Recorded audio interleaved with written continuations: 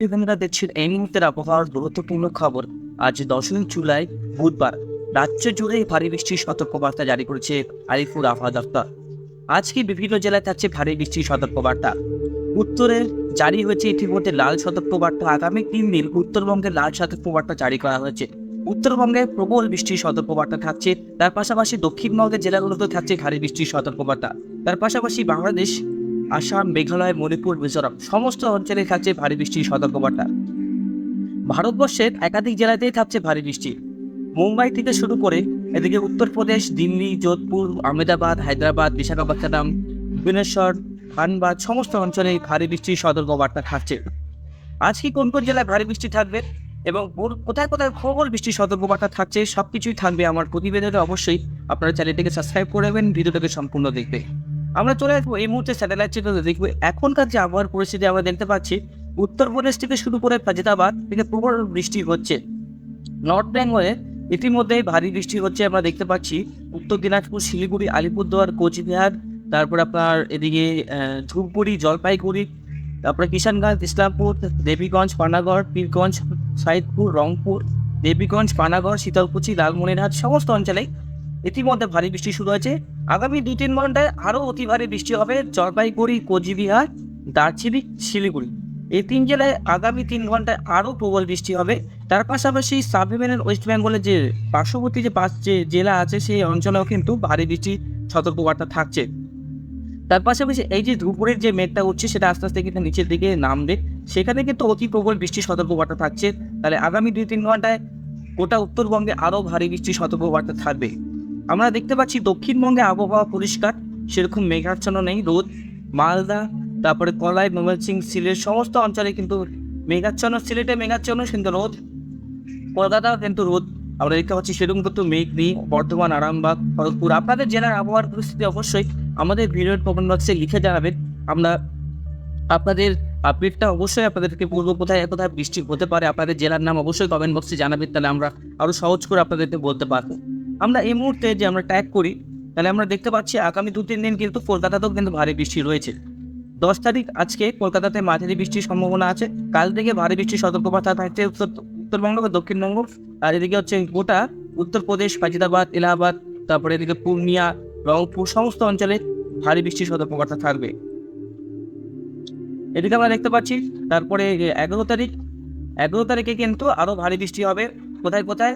মালদা, নলহাটি, রাজশাহী, মহাদেবপুর, বালুরঘাট, ধানবাদ, এদিকে মুঙ্গের, ভাগলপুর, বিহার, উত্তরপ্রদেশ সমস্ত অঞ্চলে ভারী বৃষ্টি থাকবে।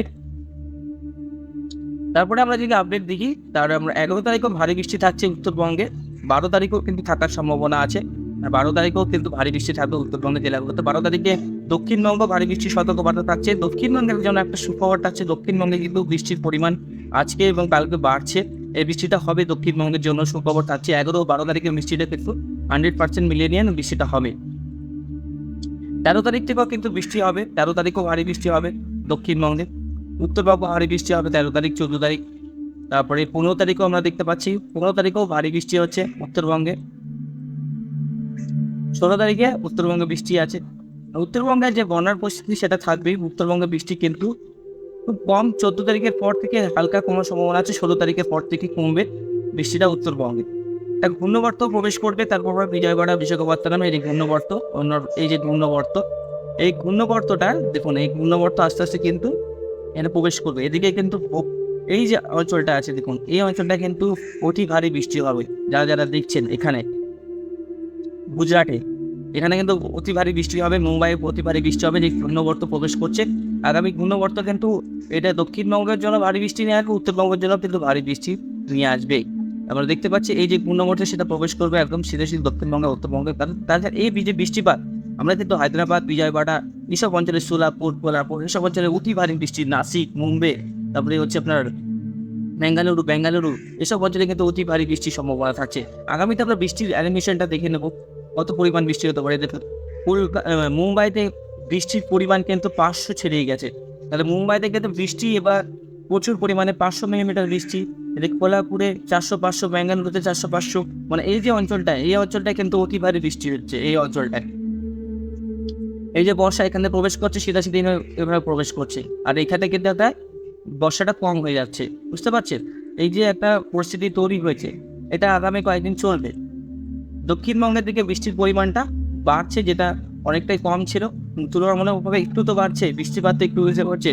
এদিকে জলগাঁও, নালান, তারপরে এদিকে জব্বলপুর, বিজয়বাড়া, বিশাখাপত্তনম, ভোপাল, ইন্দোর, জলগাঁও, ধানবাদ, পূর্ণিয়া, দেখুন উত্তরবঙ্গের মাত্র দেখুন, উত্তরবঙ্গে তাও আলিপুরদুয়ারে 400 গুণা, উত্তরবঙ্গের থেকে বেশি বৃষ্টি মুম্বাইতে 577 মিলিমিটার। বুঝতে পারছেন? 577 মিলিমিটার মানে একদিনে যদি 200 মিলিমিটার বৃষ্টিপাত হয়, সেটা কিন্তু প্রচুর। তো বুঝতে পারছেন। আর এদিকে আমরা অ্যানিমেশন করে দেখালাম আপনাদেরকে। এদিকে আমরা চলে আসবো আজকের আপডেটে। ওয়েদার ওয়ার্নিং উপরে লাল সতর্কবার্তা, কমলা সতর্কবার্তা চলছে, দেখতে পাচ্ছেন উত্তরবঙ্গের জেলাগুলোতে লাল এবং কমলা সতর্কবার্তা। গোয়ালিয়র, নাগপুরের কাছে কমলা সতর্কবার্তা। এক্সট্রিম ফরকাস্টে যাবো।